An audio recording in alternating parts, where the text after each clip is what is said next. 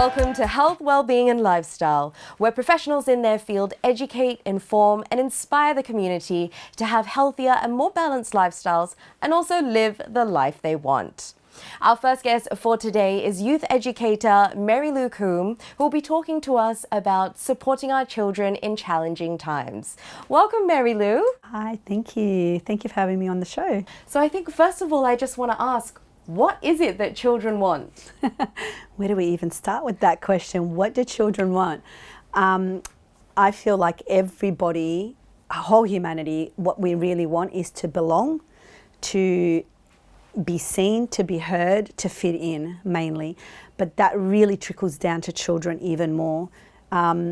Especially if we look at teenagers in particular, what they really, really want is to belong, to fit in, to know that they've got their tribe, their friendships. You know, most people, whether it's the educators, whether it's the parents, you know, in society we think kids, oh yeah, we must give them this, we must give them this, we must give them that. But if you actually zoom out and have a look, their friendships is the most important thing to them.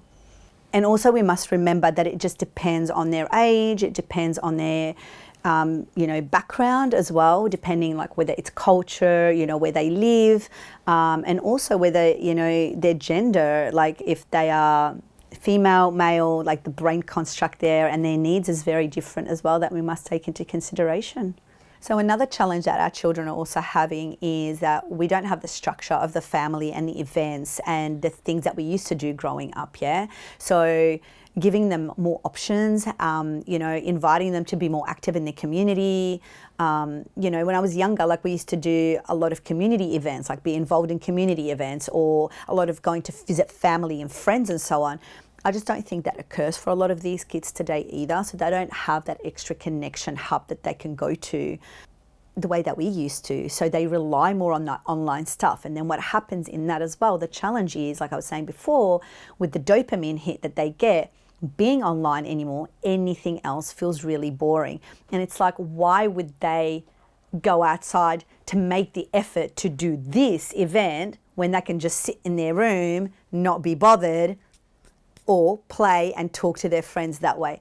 And another thing as well, what I'm observing is the more reserved kids, the more, antisocial kids, in their mind, it's like, well, I can connect to anyone in the world. So it's better that I stay in this little box. But then the challenge with that is what's happening is they're not growing themselves by being exposed to different experiences, yeah, because they feel safe in this little bubble of being in their room and then being able to talk to anyone in the world. And that has two facets, like it's got positives and negatives to it, right? You know, some people will go, oh, I'm glad my son's at home doing this or my child is at home doing this because at least I know where they are. But then there's a lot of other skills that they're missing out on, which I think that brings in that challenge of like their anxiety and, you know, like what comes up for them. They feel like they're fitting in and belonging, but then as soon as they step out that door, they're not. So that's got to be managed a little bit better, I think, as well.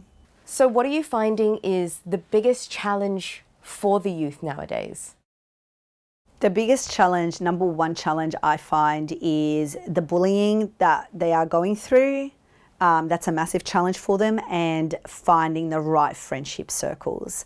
Most kids I see, that's their number one issue. It's like, I don't fit in, I'm going through this, I'm being teased about this. And there's layers that comes with that because these are issues that we've all gone through. I went through massive bullying, not fitting in. So it's not like a new problem per se, but the challenges of today are a little bit different. So number one would be the use of the ease of technology and social media, and everything's got a bit of yin and yang, right? Everything's got polarity views on it. Like there's the good and the bad that comes with it. But how that's really impacting our children today and what's a massive challenge for them.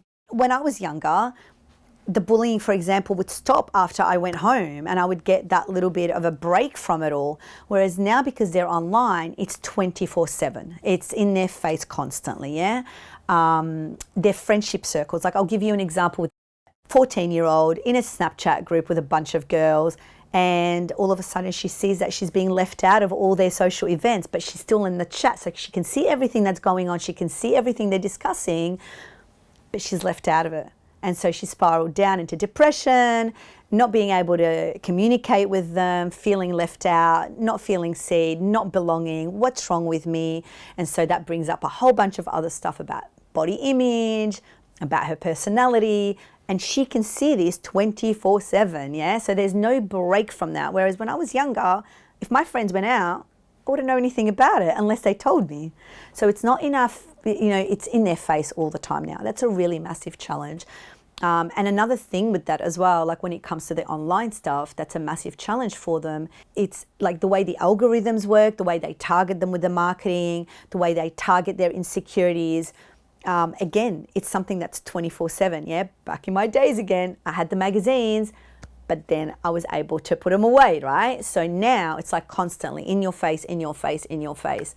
And I think that's a massive challenge for them in a lot of ways. And also if we want to look at it from a psychological, like a neuro perspective, what's happening with the brain, with the scrolling, with the constant online stuff, like there's been a drop in children's literacy, numeracy, being able to read and write because they're constantly online getting their information. And when you are doing that, dopamine hits in the brain a lot differently and the other chemicals aren't released. Whereas if you pick up a book or you do that sort of activity, there's different chemicals that are being released in the brain as well, like not just the dopamine.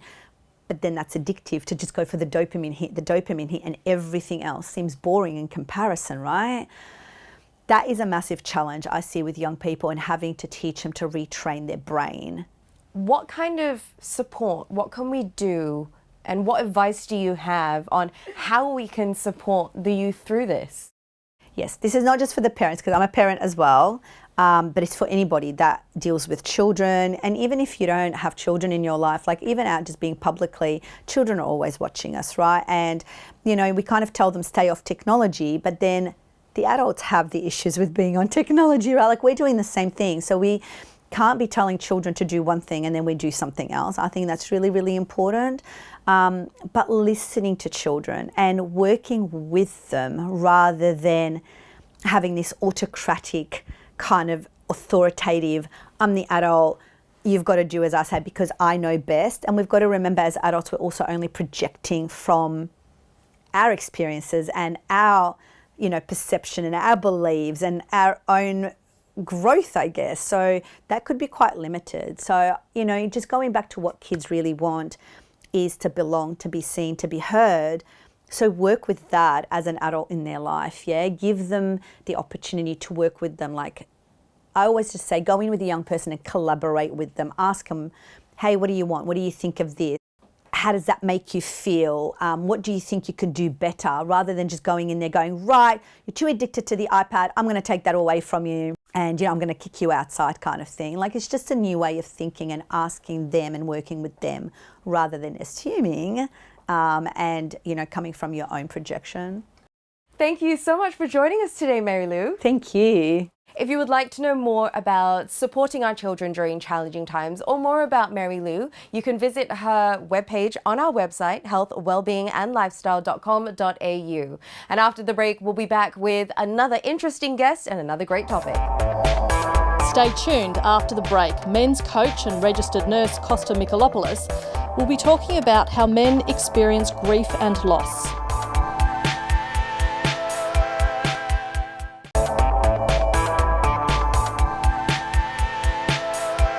Welcome back. Our second guest is men's coach and registered nurse Kosta Michalopoulos, and he's here to talk to us about how men experience grief and loss. Welcome to the program, Kosta. Thank you so much for having me, Melissa. In what way do men experience grief? Unfortunately or fortunately, grief and loss is part of our journey, and as men, traditionally we don't know how to deal with this. So what is grief? Grief is, there is this beautiful quote that says, grief is the unresolved love, the love that has nowhere to go. And it's the direct result of loss. And loss, it's not necessarily the loss of a loved one, which obviously, that's quite obvious, but it might be the loss of a pet, the loss of a relationship, the loss of a job, career, migration, moving to a different country. That, all these life events, which they are part of our normal life, can create grief. And The first thing that we tend to do is try and suppress it, try and move on. And that comes back to how we have been raised, what is the narrative that's been handed down to us, how to deal with these emotions, or how not to deal with the emotions. Unfortunately, we tend to suppress, we tend to minimize the impact that it has on us, on our emotional, physical, intellectual well-being. It has such a profound impact, but still yet these days, the modern man still doesn't know how to process this. What consequences are there for men if they don't process their grief? Unfortunately, the consequences are quite significant.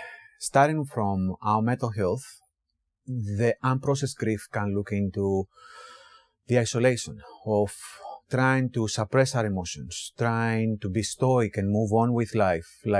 And there is this quote that men always use, time heals everything. Unfortunately, time doesn't heal anything. If we leave it, it will surface sooner or later. And that can look sort of through depression, anxiety, unprocessed grief, trauma.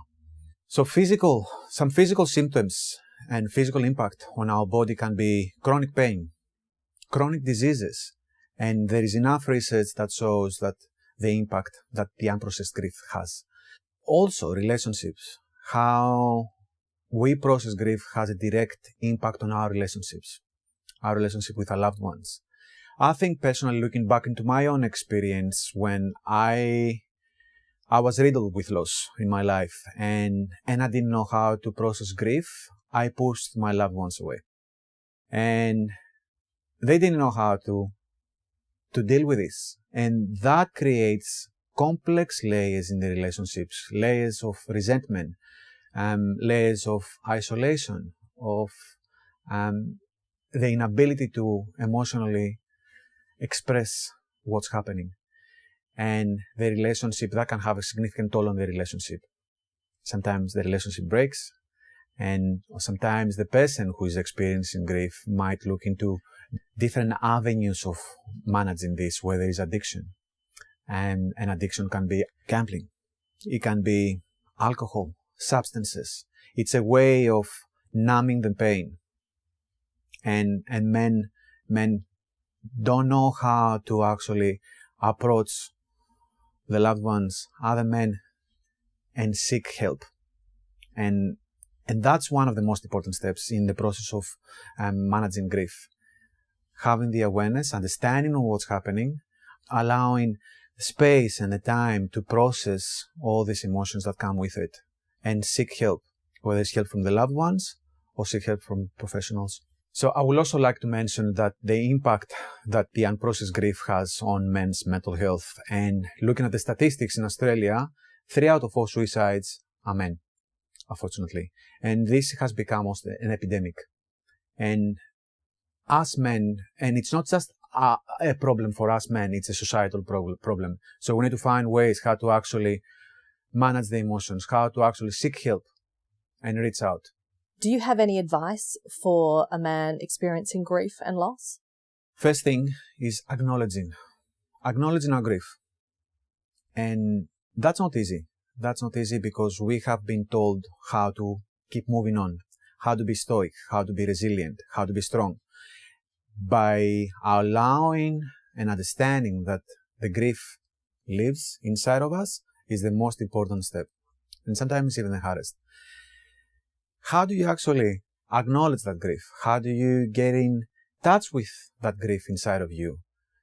Speaking about it. Speaking about the loss. Speaking about your emotions. Speaking about how it's impacting your life. And then sit with it. And that's something that we hear all the time. Sit with your emotions. What does it actually mean? Allow the space to see, what's coming up without any substances, without any interruptions, without the noise. What is grief saying? Is it we missing our loved one? Is it readjusting to a new life?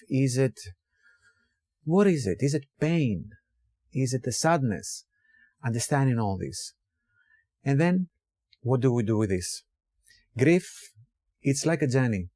Some days are better than others. Understanding that and allowing again the kindness within ourselves to process this, to understand this without trying to suppress it.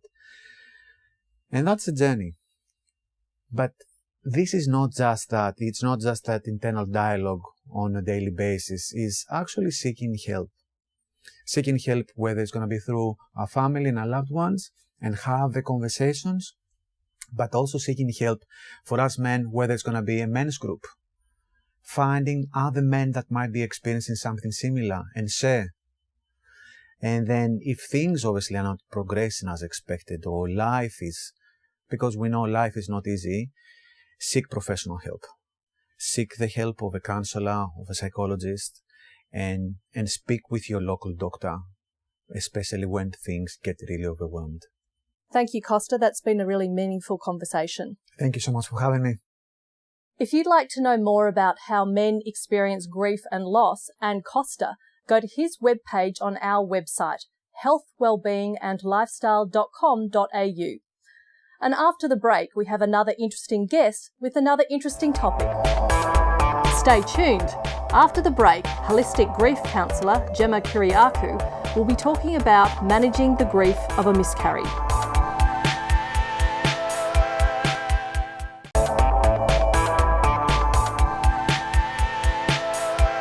Welcome back. Our last guest is holistic grief counsellor Gemma Kyriakou, and we'll be discussing how to manage the grief of a miscarriage. Welcome, Gemma. Thank you, Melissa. How can we support parents that are going through miscarriage? A lot of women, I know, will want to self-isolate and hide away. It's really staying in contact, and even just a text message to keep the lines of communication open, talking about it, not pretending like it never happened. A woman's body will be going through so much physically and emotionally, and we need to allow her space for that to process. Emotionally, there's a lot that's happening hormonally. The woman's body will be going through a lot physically as well, which will have a painful aspect to that, whether she decides at whichever week she miscarried, she will have the decision on whether she would like to miscarriage naturally or through a procedure, and that again will depend on other factors as well. Now we also have to remember the partner's mental health through this. Generally, the husband, he has to, come in and support and hold space for his partner through such a difficult time, which he can't 100% relate to. He doesn't understand what it's like to lose, a life inside of you. And there's nothing you can say to a woman or parents, for that matter. There's nothing you can say to them to make them feel better in that moment. The best thing you can do is literally just to be there for them. But with looking after the man's mental health, the husband, the partner's mental health as well, and checking in on them to see how they are, because the emphasis will generally always be on the woman, which we have to, because physically she's going through something that is very traumatic. There isn't anything you can say to a woman to make her feel better, or parents, for that matter, to make them feel better in a situation of a miscarriage. I know for myself, going through a very long fertility journey, and having procedures, going through IVF, and then getting pregnant with my first baby, and then seeing the baby on the monitor and the heartbeat, and then the baby died. There's nothing you can say to a woman that goes through that, because it was such a long journey to get there. And then, that happened. It can affect your faith in, say, your religion. That's very common to happen with such traumatic endings. But I can tell you, in time, you do get that faith back again. It's a lot to process, and we have to acknowledge our feelings and our emotions. I definitely wanted to self-isolate. I wanted to hide away until I got pregnant again, just to make it easier on myself, because there's always christenings, there's always kids' birthday parties, and you get to an age in your life as a woman where all your friends are getting married and having children. And it's very painful to have to, see you're happy for people. Of course you are. You're really happy for people to, announce their pregnancies. There's no doubt about that. But it's also really painful when you haven't got there yet and you've had miscarriage after miscarriage, or you're on a really long IVF journey. So we need to, again, really acknowledge those feelings, and everything we feel is validated, keeping those lines of communication open, talking to a friend, because we don't want to get to a place where we're mentally affecting ourselves. We don't want to have anxiety. Our bodies need to be in homeostasis to carry, a pregnancy to term. That's what we need to be. Is miscarriage still a taboo subject? It's a very sensitive topic, and I like to think that society is becoming more compassionate and aware of miscarriage and how to support women and parents in this very challenging time of their lives. Miscarriage Australia statistics show that 1 in 4 pregnancies end in miscarriage, which primarily happens in the first trimester. That's 25% of pregnancies, which actually equates to 285 miscarriages per day. That's a lot. But not to instill fear into anyone. This is really just having an understanding and knowing that you're not a number. Whilst it does happen frequently, this is to have some understanding about how fragile life can be. There are many factors as to why miscarriage occurs, and some of the reasons are completely unknown. So what advice would you give for people dealing with the grief of a miscarriage? The advice I would give to people that are experiencing miscarriage is to literally take each day by day. You really have to be kind to yourself, honour how you feel, really look after yourself, really set yourself personal boundaries. If it's going to be too much for you to go to that birthday party, don't go. We're not talking about avoiding situations forever, but in the short term, a slight distraction of not going can be beneficial. Avoiding our triggers long term is not something I would advise, but short term, just do whatever you need to do to get through to the next stage of your healing journey. And of course, always, if you feel that you need extra support, talk to someone, a professional that knows what you're going through, so you can feel understood and not misunderstood as many people do. Because what happens when we go through such traumatic experiences, we can express ourselves in a way that is misunderstood through anger or rage, or just isolation and not saying anything. Everyone will react differently. So really just to be kind to yourself and find that support with someone that can resonate with how you feel and take you through the steps to feel emotionally well again. Thank you for sharing your story with us today, Gemma. Thank you. If you'd like to know more about how to manage the grief of a miscarriage and Gemma, go to her webpage on our website, healthwellbeingandlifestyle.com.au. That's all we have time for today. Until next week, goodbye.